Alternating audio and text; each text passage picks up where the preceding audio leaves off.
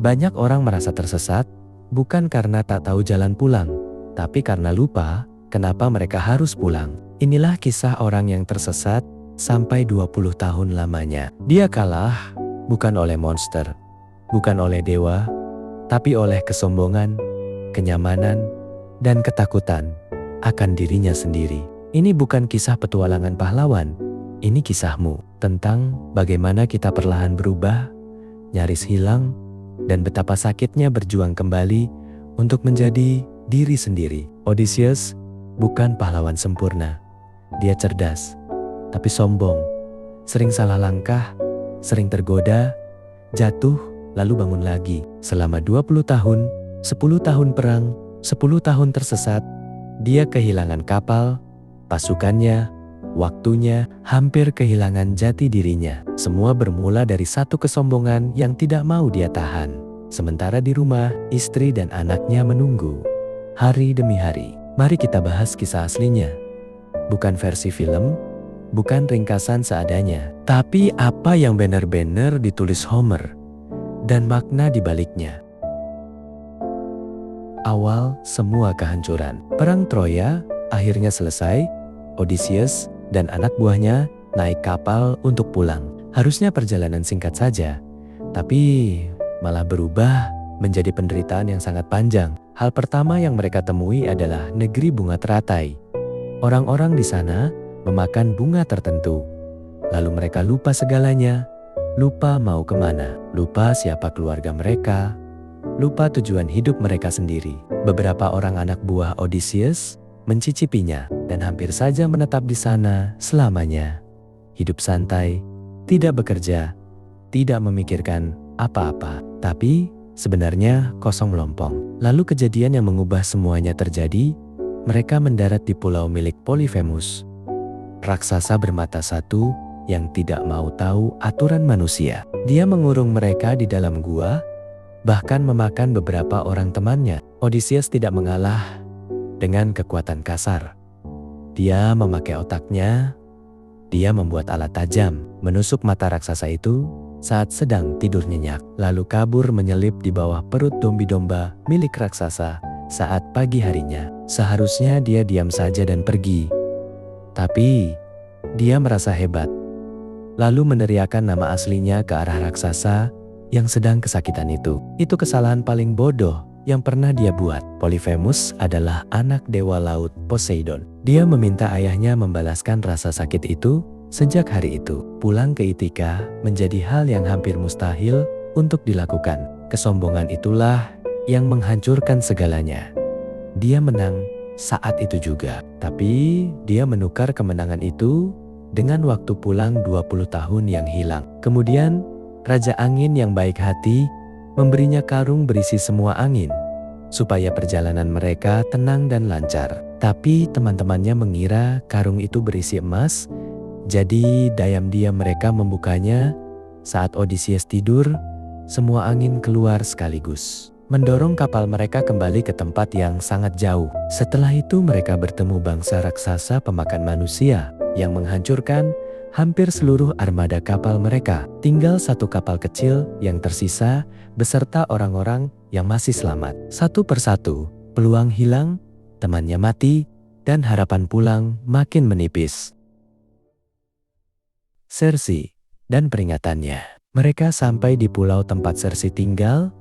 Dia penyihir yang cantik dan ramah, tapi dia punya cara yang halus untuk melumpuhkan orang. Dia menjamu anak buah Odysseus dengan makanan dan minuman enak, lalu mengubah mereka menjadi babi. Ia tidak memukul mereka, tidak mengikat mereka. Dia cuma membuat mereka nyaman sampai mereka lupa cara menjadi manusia. Odysseus berangkat menyelamatkan mereka, dan saat di jalan, ia mendapat ramuan pelindung dari dewa Hermes, sehingga sihir Circe tidak mempan padanya. Ia berhadapan dengan Circe, bernegosiasi agar temannya dikembalikan menjadi manusia. Tapi anehnya, mereka malah tinggal di pulau itu selama 1 tahun penuh. Hidup di sana sangat enak, aman, tidak ada masalah sama sekali. Nyaman sekali sampai mereka hampir lupa kalau punya rumah yang harus dituju. Bukankah itu sering terjadi pada kita juga? Kita sering terjebak dalam kenyamanan yang sebenarnya bukan milik kita. Lalu perlahan, semakin malas untuk melangkah pergi. Saat akhirnya mereka bersiap untuk berlayar, Cersei tidak marah sama sekali.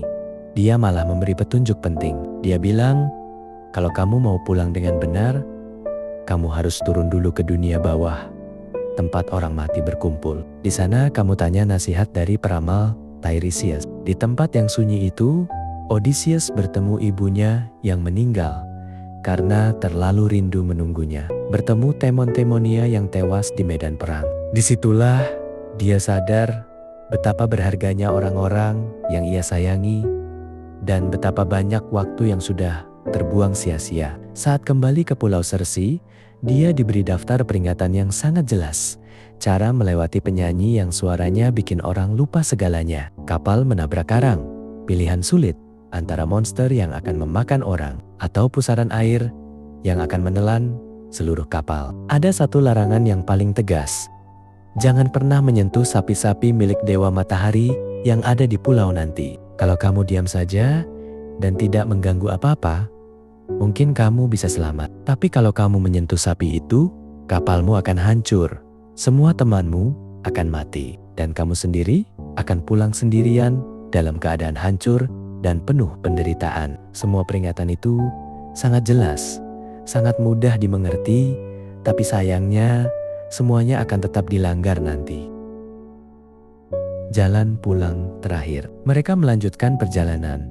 Saat mau lewat tempat penyanyi bersuara indah itu, Odysseus menyuruh semua temannya menyumbat telinga dengan lilin supaya tidak mendengar suaranya. Sementara dia sendiri meminta diikat kuat ke tiang kapal. Dia ingin mendengar suaranya, tapi dia tahu dirinya tidak akan kuat menahan keinginan untuk berhenti dan pergi ke arah suara itu. Lalu dia dihadapkan pada pilihan yang tidak enak sama sekali. Di satu sisi ada monster berkepala 6 yang pasti akan menyambar dan memakan 6 orang anak buahnya. Di sisi lain, ada pusaran air besar yang akan menelan seluruh kapal beserta semua isinya. Dia tidak punya pilihan selain menerima yang lebih ringan dampaknya, membiarkan 6 orang temannya mati supaya sisanya masih punya kesempatan untuk hidup. Kadang hidup memang memaksa kita memilih hal yang menyakitkan supaya kerugiannya tidak menjadi jauh lebih besar. Akhirnya, mereka sampai di pulau tempat sapi-sapi suci itu hidup. Angin berhenti bertiup, badai menahan mereka di sana selama berbulan-bulan. Persediaan makanan dan air habis perlahan-lahan. Odysseus pergi menjauh untuk berdoa sendirian. Dan saat dia tidak ada, teman-temannya yang sudah sangat lapar dan putus asa, akhirnya melanggar janji yang sudah dibuat. Mereka menangkap sapi itu, memasaknya, dan berpesta makan dagingnya. Mereka berpikir, siapa yang akan tahu hal ini terjadi di tempat yang sepi ini? Tapi ternyata dewa tahu. Dewa Matahari sangat marah, dan Zeus berjanji akan membalasnya. Begitu kapal mereka kembali berlayar, langit mendadak gelap, dan petir menghantam kapal mereka sampai hancur berkeping-keping. Semua orang tenggelam dan mati. Hanya Odysseus yang terselamatkan sendirian. Dia hanyut di atas puing-puing kapal sampai terdampar di pulau milik nimfa bernama Calypso. Dia menahan Odysseus di sana selama 7 tahun. Dia memberinya tempat tinggal yang indah, makanan enak, bahkan menawarkan hidup abadi supaya mereka bisa bersama selamanya. Tapi setiap hari, Odysseus hanya duduk di pinggir pantai sambil menatap ke arah laut. Menangis karena dia rindu rumah, rindu istrinya, rindu kehidupan biasa dan sederhana miliknya sendiri. Akhirnya para dewa setuju untuk membiarkan dia pergi. Dia membuat rakit sendiri lalu berlayar. Tapi dewa laut masih marah besar dan menghancurkan rakitnya juga. Dia nyaris mati, tapi berhasil berenang sampai ke negeri orang asing. Di sana dia menceritakan seluruh perjalanan panjangnya dan orang-orang merasa kasihan, lalu memberinya kapal baru untuk pulang ke Itoka. Sesampainya di tanah kelahirannya, dewa menyuruhnya menyamar menjadi pengemis tua supaya tidak langsung dikenal. Istana yang dulu miliknya sudah dipenuhi ratusan orang yang melamar istrinya Penelope, berharap bisa menggantikan posisinya sebagai raja dan mengambil semua kekayaannya. Penelope sebenarnya tahu suaminya mungkin sudah tidak ada. Tapi dia tidak mau percaya begitu saja. Ia menunda para pelamar itu selama bertahun-tahun. Dia bilang baru akan memilih suami baru setelah kain tenun untuk ayah mertuanya selesai dibuat. Ia bekerja menenun dengan rajin di siang hari. Tapi saat malam, Dayam membukanya kembali supaya kain itu tidak pernah selesai dan ia tidak perlu memilih orang lain. Dia bertahan dengan caranya sendiri sampai suaminya pulang. Odysseus bertemu anak laki-lakinya yang sudah tumbuh besar tanpa pernah melihat wajah ayahnya. Lalu mereka menyusun rencana bersama. Penelope akhirnya menguji semua orang yang datang.